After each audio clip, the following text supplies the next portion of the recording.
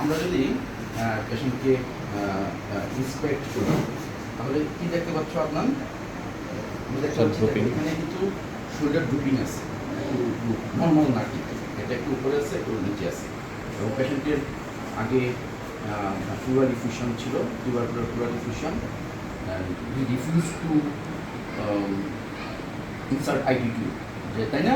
আমরা বলছিলাম যে পানি বের করবো, আপনি কিন্তু পানি বের করতে রাজি হন নাই, টিভি ওষুধ নিয়ে চলে গেছেন আমাকে না বলে।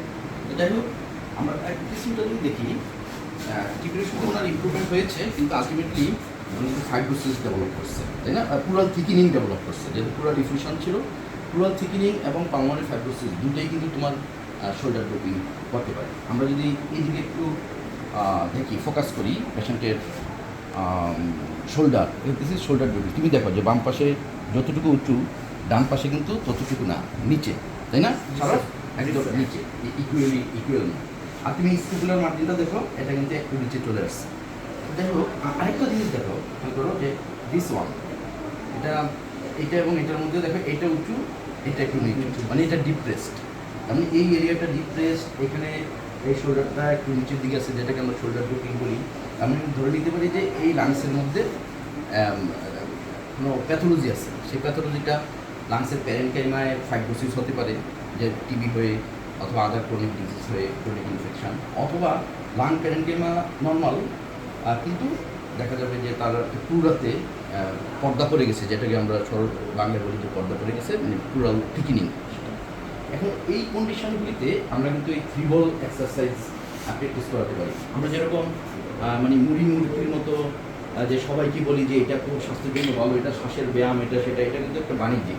শুধুমাত্র এই ধরনের কন্ডিশন যাদের নাকি আমাদের একটু দেখান, হ্যাঁ, যেটা নাকি যেখানে ওনার চেস্টে ভলিউম কমে গেছে, এদের আন্ডারলাইন প্যাথোলজি, সেসব কন্ডিশনে বা পর্দা পড়ে গেছে, সেই ক্ষেত্রে তাকে আমরা রিপিটেড ব্যায়াম করে করে এটা এক্সপান্ড করানোর চেষ্টা করি। কিন্তু আমি তোমাকে বলি যে এইটা তুমি রেগুলার প্র্যাকটিস করবা, আদনানকে বলি যে আপনার এটাতে প্র্যাকটিস করবা, ওইটা কিন্তু হবে না। বা পেশেন্ট যদি বলি যে এই পেশেন্ট আপনার ছেলেকেও বলবেন প্র্যাকটিস করুক, তা কিন্তু হবে না, তখন সেটা কিন্তু বাণিজ্য হয়ে যাবে। এখন এটা কীভাবে ব্যবহার করতে হয় আমরা একটু দেখব। তো এটা তো আলাদাভাবে থাকবে, তো ডেফিনেটলি যে এখানে আমি এটা ইনসার্ট করলাম, এটা লাগালাম। তো এখানে এই অবস্থায় পেশেন্ট উনি মুখে নিয়ে ইন্সপিরেশন, শ্বাস নেবে, শ্বাস নিয়ে কয়টা বল তুলতে বললো এটা নিয়ে একদম 3টা তুলতে হবে, এতক্ষণ রাখতে হবে, এরকমভাবে ওনার টার্গেট সেট করে দেওয়ার কোনো দরকার নেই।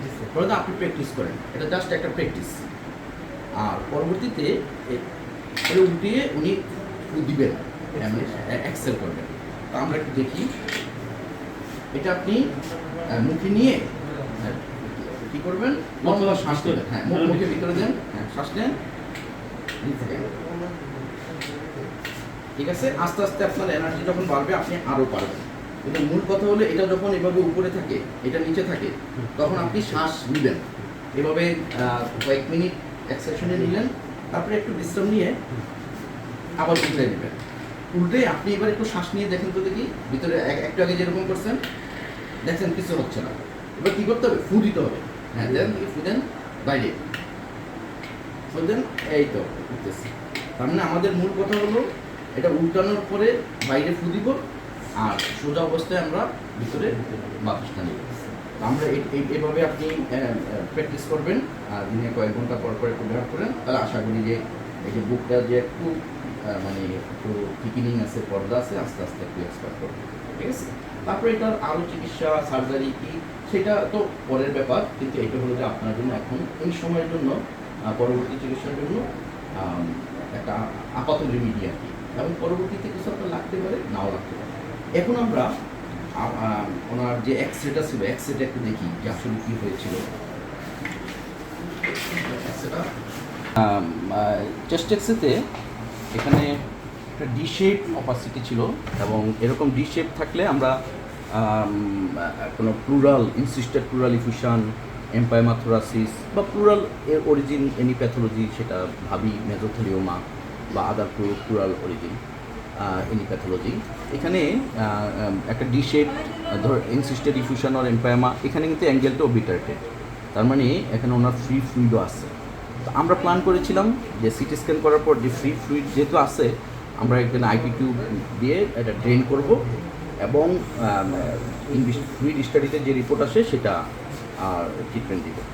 তো ওনার একটু ফ্লুইড বের করা হয়েছিল যে আইপি টিউবের আগে আমরা দেখি ইনভেস্টিগেট করে না, উনি আসলে কী করছিল আপনার, যে উনি বলছেন যে না আমি টিউব দিব না। তো টিউব যে তুমি দিবেই না একদম, তখন আমরা ফ্লুইড অ্যাসপিরেট করে স্টাডি করে তাকে সেটা টিউবারকুলোসিসের ফেভারে আসে, এনটিটিভি দেই।